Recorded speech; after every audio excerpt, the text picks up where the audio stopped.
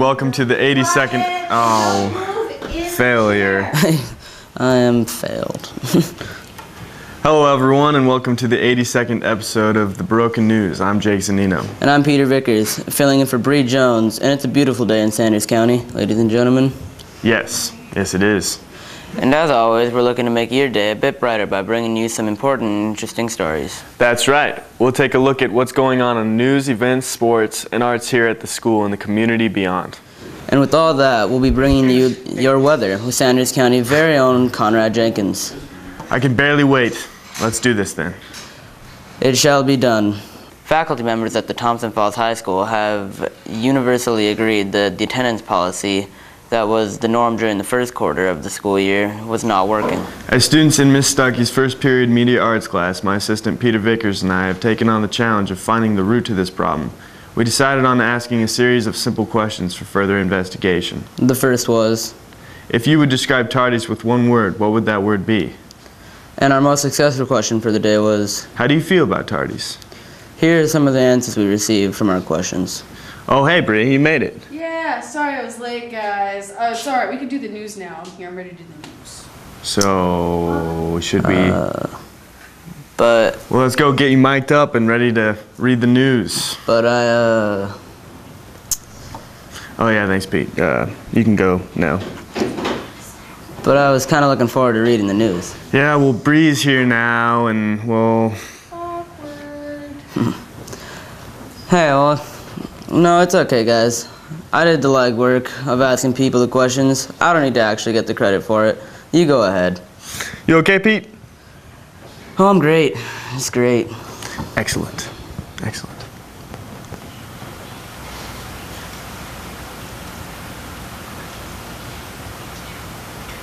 Oh, anyway, where were we?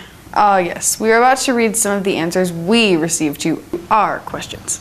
Both Mr. Laws and Patton described the tardy problem as unacceptable, while Mr. Thompson suggested that tardies display irresponsible behavior. We saw Tanner last week waltzing outside with some friends and popped the question to him as well. His response was blunt and opinionated.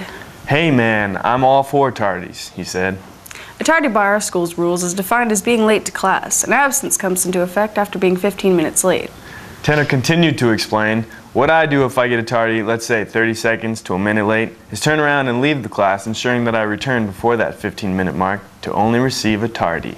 In the past, different teachers dealt with tardies in different ways. I used to get my morning workout every day in Mr. Patton's general science class. He enforced push-ups for tardies.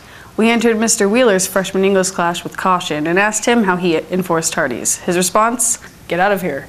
Not our most successful attempt, but we proceeded to enter the Commons, where we asked Hope Reed her opinion on tardies. Sometimes they're necessary depending on what the reason is, she said. Garrett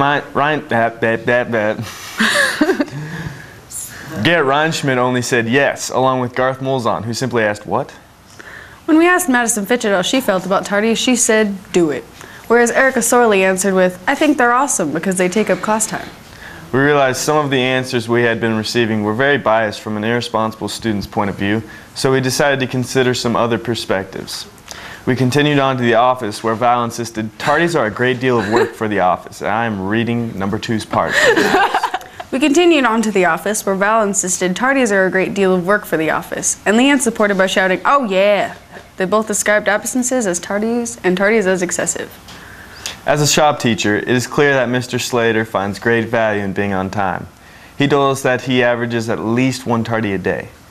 I like it when my kids are on time, he said. It cuts into their time they should be doing work. And an occasional tardy, no, I'm not going to say that. This behavior was not acceptable. It was clear to many faculty members that some students may have been taking advantage of the attendance policy. However, things have now changed around here. The administration has taken steps to make clear that the issue is being taken quite seriously. On November 7th, the school faculty agreed and decided on the solution to this attendance problem.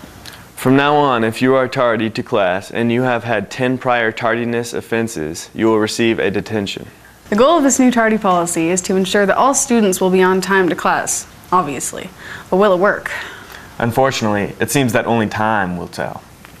The policy allows students 10 freebies. Why can't students refrain from abusing that? Give them an inch, and they take 2,657,896,543 miles. Wow. Yeah, I did the math. How about this fact? Last year, the class of 2012 ended the first quarter with 67 tardies. This year, the same class matched that number and raised it, counting in a 147 tardies after the first quarter. That's a fact. Yes, yes it is. Although students had been abusing the previous attendance policy, the move to add lunch detentions to each additional tardy for some seem draconian. However, it should be noted that students who have a legitimate reason to be late to school or from another class will not be affected.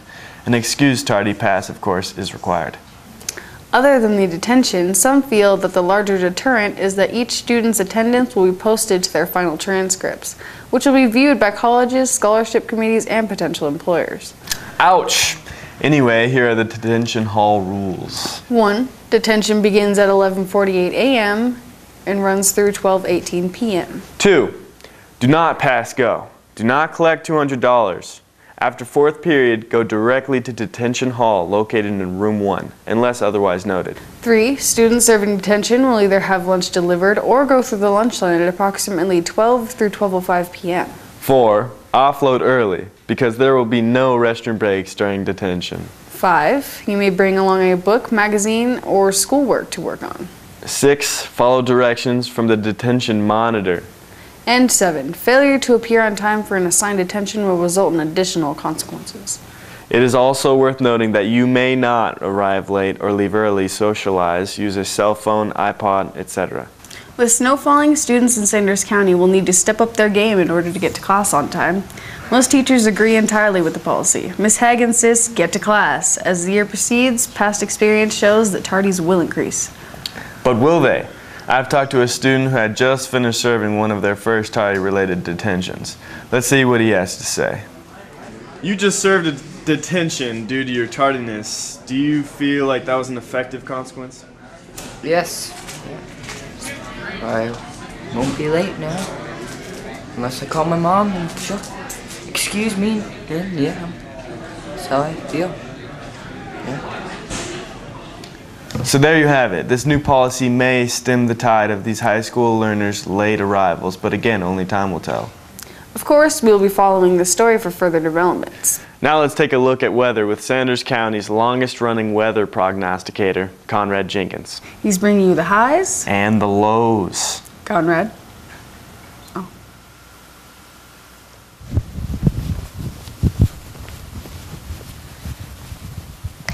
Hello, I'm Conrad Jenkins, and this is your look at next week weather for next week. Friday, snow showers. 27 the high, 12 the low. Saturday, a few snow showers. 27 the high, 17 the low.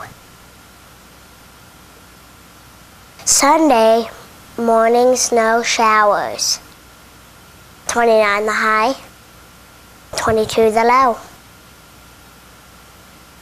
Monday, snow showers again. 38 the high, 33 the low. Tuesday, rain and snow. 38 the high, 36 the low. Wednesday, rain and snow showers. 40 the high, 33 the low. Thursday, rain and snow. 40 the high, 29 the low. Friday, snow showers. 33 the high, 32 the low. I'm Conrad Jenkins. Back to you.